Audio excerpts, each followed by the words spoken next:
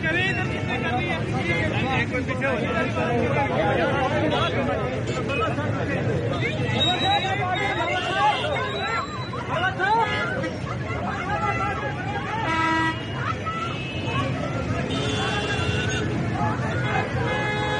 Hello hello थले पे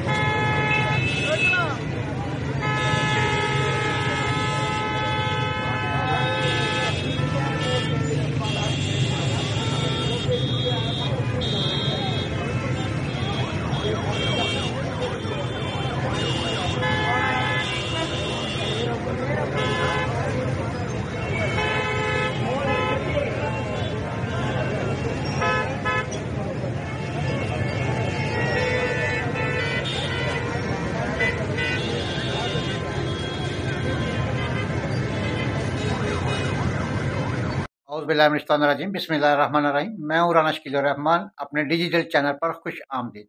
नाज़रीन, आज हाई कोर्ट में लाहौर में शेर अफजल मरवत को गिरफ्तार कर लिया गया है। जी नाज़रीन, कि आज वो लाहौर हाई कोर्ट पे एक पेशी पर आए थे और वहाँ पर हाई कोर्ट से बाहर निकलते हुए उनको पुलिस की एक भारी नफरी ने, पंजाब पुलिस की एक भारी नफरी ने उन्हें गिरफ्तार किया और वहाँ पर जितने भी उनके साथ वकला थे वो सारे पहले उन्होंने घेराव किया उनका, लेकिन पुलिस के आगे उनकी बेबसी नजर आ रही थी और वो वकला की जो उन्होंने एक अपने इर्द गिर्द चार दीवारी बनाई हुई थी, वो पुलिस उनको तोड़ते हुए उन्हें गिरफ्तार किया।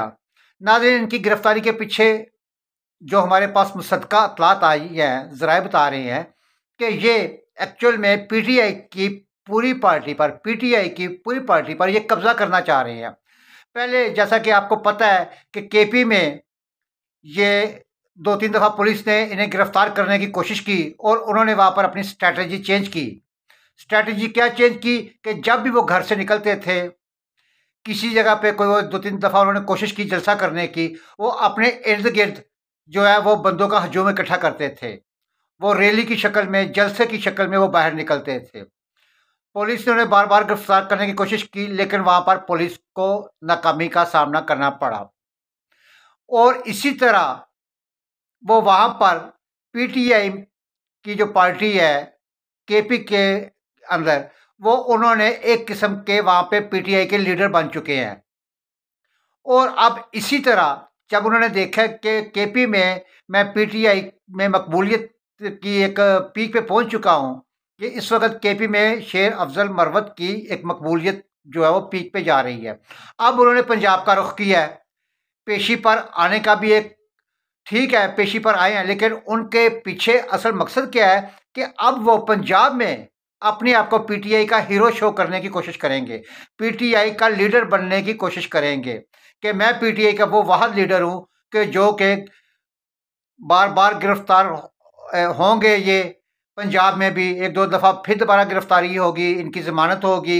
इसी तरह ये पूरे पाकिस्तान का चक्कर काटेंगे, फिर ये सिंध जाएंगे, सिंध में इनकी गिरफ्तारी होगी। इसी तरह ये बलूचिस्तान में जाएंगे, बलूचिस्तान में इनकी गिरफ्तारी होगी। ये चाह रहे हैं, इमरान खान की पार्टी पर कब्जा करने की कोशिश कर रहे हैं। तो हकीकत में ये है कि गौहर खान साहब को जब से चेयरमैन बने हैं वो पीटीआई के, बहुत सारे जो पीटीआई के वकला हैं उनको ये थोड़ी सी एक कह लें कि ज़ाहिर है जैसे कि एक दूसरे जितने भी ये पेटी भाई होते हैं, इनको एक दूसरे से कि यार ये हमारे से आगे सबकत ना ले जाए। तो गौहर खान के चेयरमैन बनने से बहुत से लोगों को, जिनमें ये शेर अफजल मरवत साहब भी हैं, कि पीटीआई का चेयरमैन उन्हें नामजद कर दिया गया है। लेकिन असल में शेर अफजल मरवत साहब खुद पीटीआई पर कब्जा करना चाहते हैं, उसकी जो है चेयरमैन बनना चाहते हैं, ताकि इमरान खान की नज़रों में आके अपने आप को एक बड़ा हीरो साबित करने की कोशिश करेंगे वो। नाज़रीन, शेर अफजल मरवत साहब जो जैसा कि आपको पता है कि ये जावेद चौधरी साहब के प्रोग्राम में वो मुस्लिम लीग के मुस्लिम लीग के क्या नाम था उनका, बार जब उन्होंने जावेद चौधरी साहब के प्रोग्राम में एक लड़ाई की थी। असल में इनकी वो जो मकबूलियत थी या कह इनका ग्राफ था, हालांकि वहाँ पे इन्होंने वो मुस्लिम लीग के नून के जो रहनुमा थे उनसे इन्होंने मार खाई थी। उन्होंने इनसे मार खाई थी। शेर अफजल मरवत साहब नीचे गिर गए और फिर ऊपर से उनको अच्छे खासी जो है वो घूंसों की बारिश करनी पड़ी। और जावेद चौधरी साहब हमारे उस्ताद मोहतरम है, वो देखते रह गए थे। और इसके बाद शेर अफजल मरवत ने बाहर आके प्रेस कॉन्फ्रेंस की और अपने आप को बड़ा हीरो साबित करने की कोशिश की। ये वहाँ से थोड़ा सा मीडिया की नज़रों में आए, पीटीआई की नज़रों में आए और आहिस्ता आहिस्ता इन्होंने अपना ग्राफ ऊपर इनका जाना शुरू हो गया। और अब ये कोशिश कर रहे हैं कि मैं पीटीआई के जो पार्टी है उसके ऊपर आप मुकम्मल होल्ड कर लो, मुकम्मल होल्ड करना चाहते हैं। तो फिर जिसने भी देखे चेयरमैन बनना है या लीडर बनना है तो फिर ये तो कुर्बानियां देनी पड़ेंगी, जेल भी जाना पड़ेगा, मार भी खाना पड़ेगी, फिर ही कहीं जाकर ये सियासतदान बनेंगे। अभी तो ये नाज़रीन सबसे पहले जब ये इन्होंने प्रैक्टिकल लाइफ में आए तो ये एक सिविल जज के तौर पर भर्ती हुए थे। एज ए सिविल जज इन्होंने पिंडी में काम किया।